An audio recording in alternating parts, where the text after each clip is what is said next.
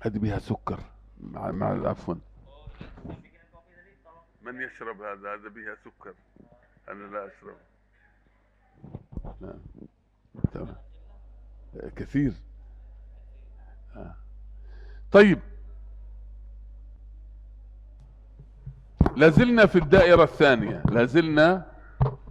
لازلنا في الدائرة.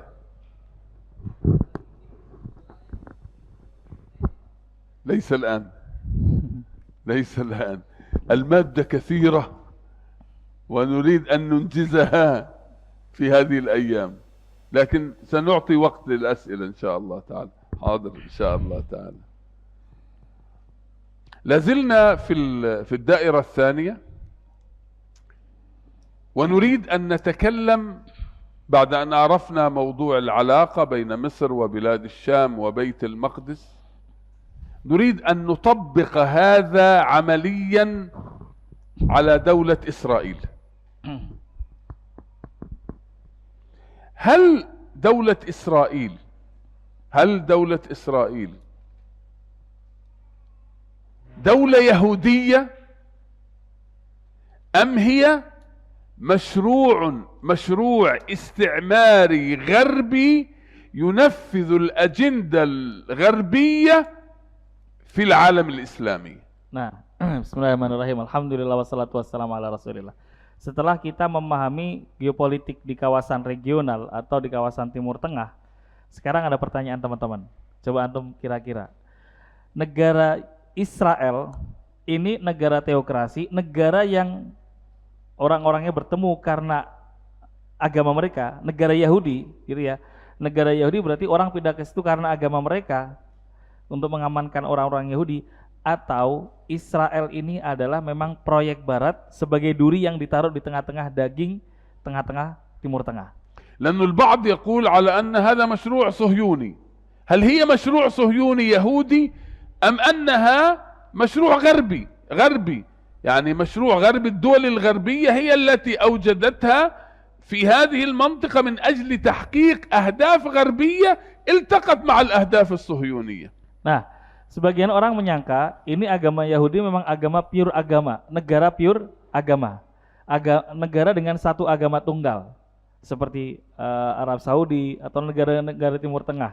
Yang jualannya setiap ente orang Yahudi di berbagai negara, ente wajib hijrah ke dalam tanah yang diberkahi.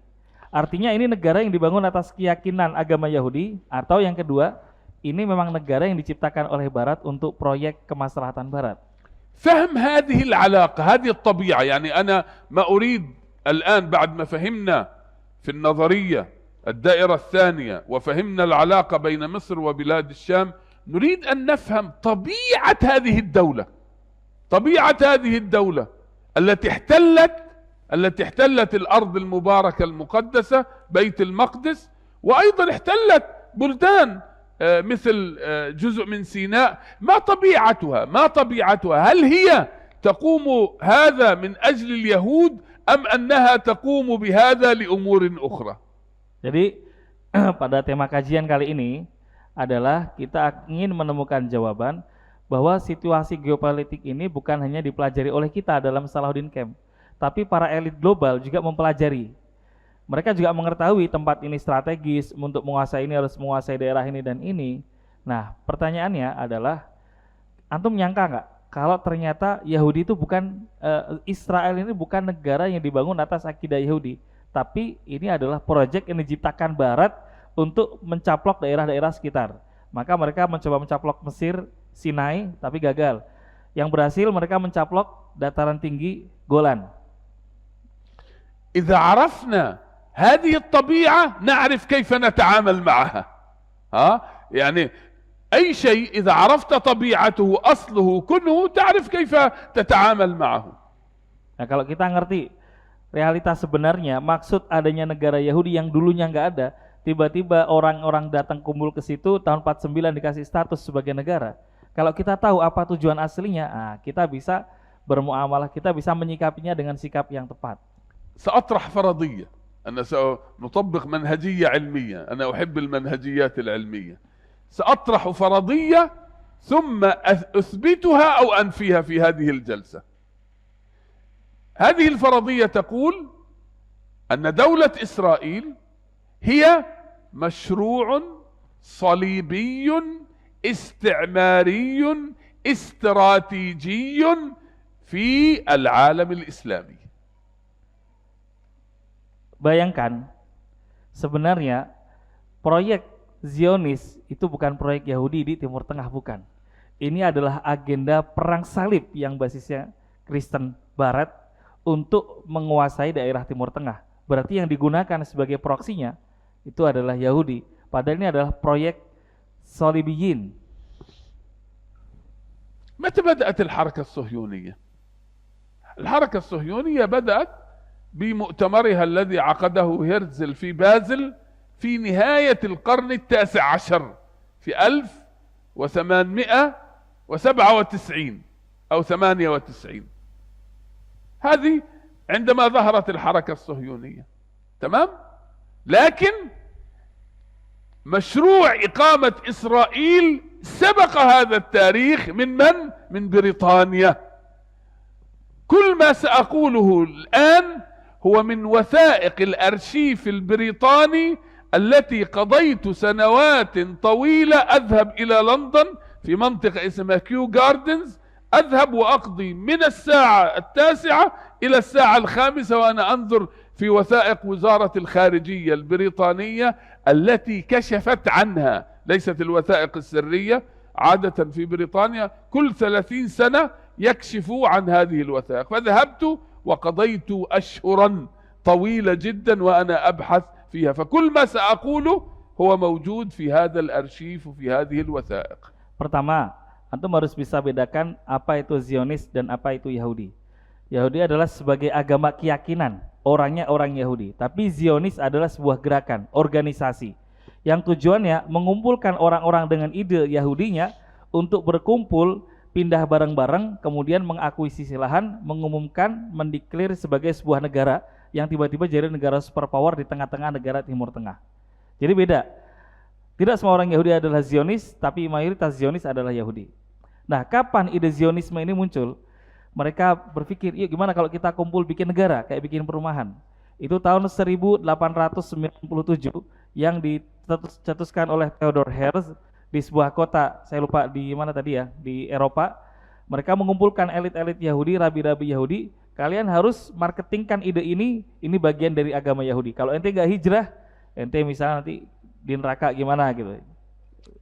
Buat motivasi orang, mobilisasi Yahudi di berbagai negara agar mereka berkumpul, ketemu di sini kita membuat kekuatan. Tapi saya mendapatkan jawaban dari sebuah museum di Inggris. Ada sebuah museum yang menyimpan arsip-arsip kebijakan kekuasaan Inggris zaman dulu, yaitu Britania Raya. Waktu itu penguasa dunia adalah Britain atau Britania Raya. Itu arsip-arsip mereka sekarang ada di perpustakaan yang saya baca setiap hari dari jam 9 pagi sampai jam 5 sore berbulan-bulan saya dapatkan dokumen valid. Kenapa? Inggris dulu kemudian ide bagus, kalau gitu saya kasih kamu lahannya di sini, di tanah namanya Palestina. Zionis idenya kita kumpul, tempatnya dikasih sama Inggris. Apa motivasi Inggris ngasih tanah buat Yahudi yang punya ide pengen nyatuin lahan mereka? Apa korelasinya? هذا الأرشيف البريطاني، الوثائق البريطانية يوضح على أن إسرائيل مشروع بريطاني. ماذا؟ بريطانيا كانت سوبر باور. بريطانيا كانت سوبر باور وعندها خطط استراتيجية، عندها خطط استراتيجية فتريد أن تطبقها، خاصة أن الدولة العثمانية كانت تعرف بالرجل المريض، the sick man. من سيرث السيك مان؟ المفروض من يرث الدولة العثمانية؟ مسلم أو غير مسلم؟ المفروض مسلم، لكن مع الأسف المسلمين كانوا ضعفاء، فبدأ الدول الاستعمارية وفي مقدمتها بريطانيا تفكر في ميراث الرجل المريض الدولة العثمانية. من هنا بدأ تخطيطهم الاستراتيجي، كيف نقيم دولة، كيف نقيم كيان، كيف نقيم جسرا غريبا في العالم الإسلامي يحقق الأهداف الاستعمارية البريطانية في العالم الإسلامي. Pertama antum ketahui dulu, 200-300 tahun yang lalu penguasa dunia ini adalah Khilafah Turki Utsmani. Penguasanya Muslim. Hingga pada suatu saat Turki Utsmani kalah perang dalam perang dunia, sehingga penguasa dunia berganti. Kalau sekarang kita kenal Amerika, bahasanya di semua negara, mata uangnya di semua negara. Waktu itu penguasanya adalah Inggris Raya. Nah, kekuasaannya di mana-mana. Waktu itu karena Turki Utsmani kalah perang dunia, maka daerah-daerahnya sudah mulai banyak diperebutkan oleh kekuatan imperium besar yaitu Inggris. Inggris punya trauma, daerah Timur Tengah ini selalu kuat kalau di bawah Khalifah Turki Utsmani. Sekarang jangan sampai ada lagi Khilafah Turki Utsmani, maka bagaimana negara di kawasan ini nggak boleh kuat. Karena kalau ada yang kuat, dia kuat melawan saya. Agar cuma satu kutub saya kuat, Anda lemah, maka Anda harus saya bikin selalu sibuk, selalu lemah. Maka ide ini kemudian berarti harus diciptakan masalah terus. Biar di situ terus nyala nyala bara api konflik, sehingga dia sibuk untuk saling bunuh di antara mereka. Tidak ada yang mengalahkan saya. Saya harus selalu kuat untuk menguasai dunia. لماذا الغربيين يفكرون ونحن لا نفكر؟ والله أنا حزين. يعني لماذا الغربي غير المسلم يفكر تفكير استراتيجي ونحن لا نفكر تفكير استراتيجي؟ الدولة البريطانية سوبر باور، تمام، سوبر باور. الآن بدأت تلاحظ أن الدولة العثمانية في انهيار، وهذا أمر طبيعي، أمر طبيعي حسب نظرية ابن خلدون. أن نظرية ابن خلدون تقول أن كل الدول تظهر مثل الطفل، تصل شابة ثم بعد ذلك تنهار.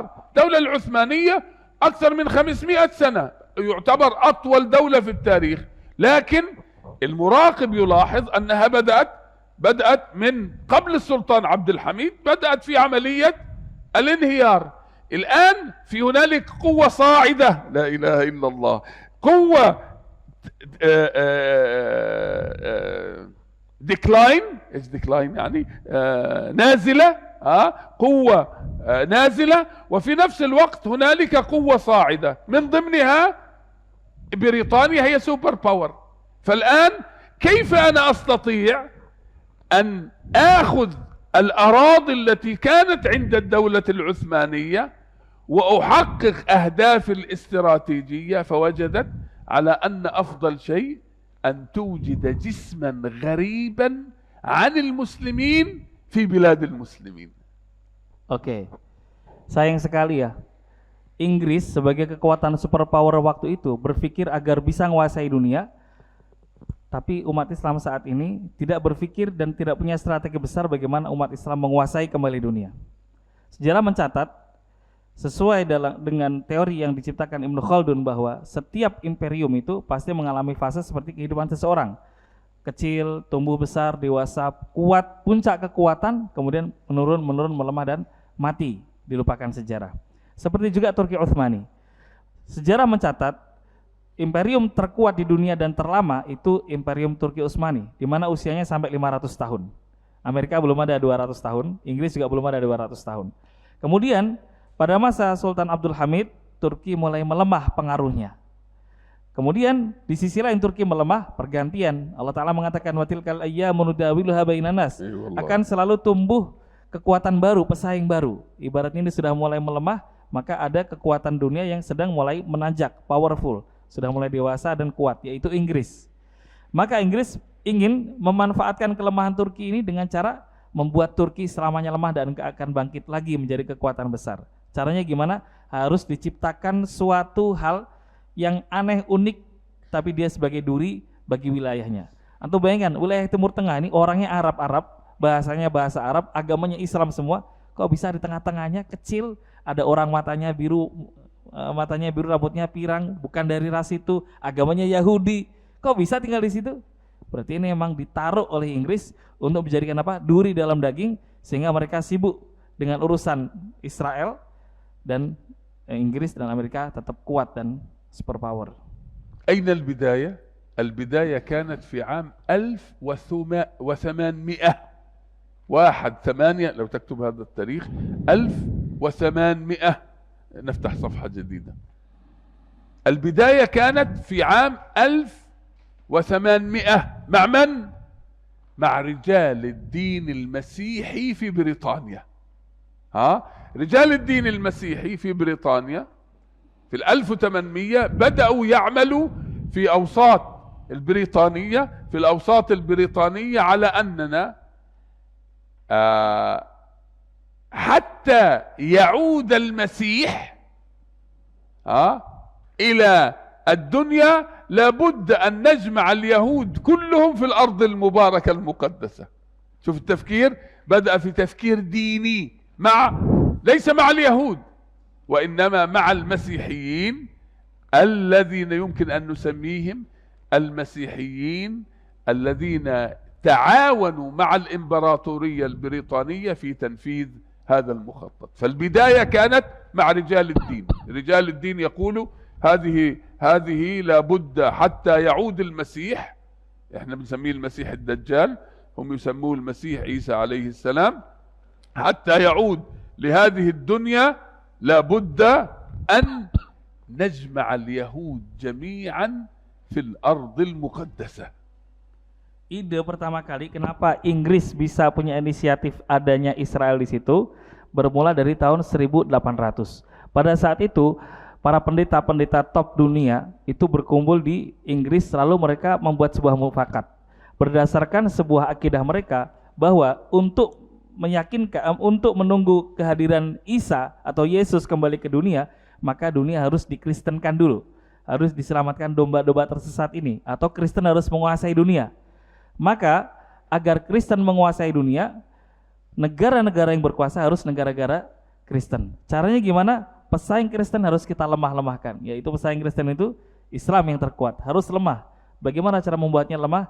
Dikasih duri di tengah-tengah inilah, sehingga mereka sibuk saling bunuh sendiri dan Kristen punya pengaruh di dunia. Jadi awalnya 200 tahun yang lalu dari sebuah konferensi yang dihadiri oleh pendeta-pendeta top dunia. بعد 37 سنة من العمل الديني في بريطانيا في عام 1837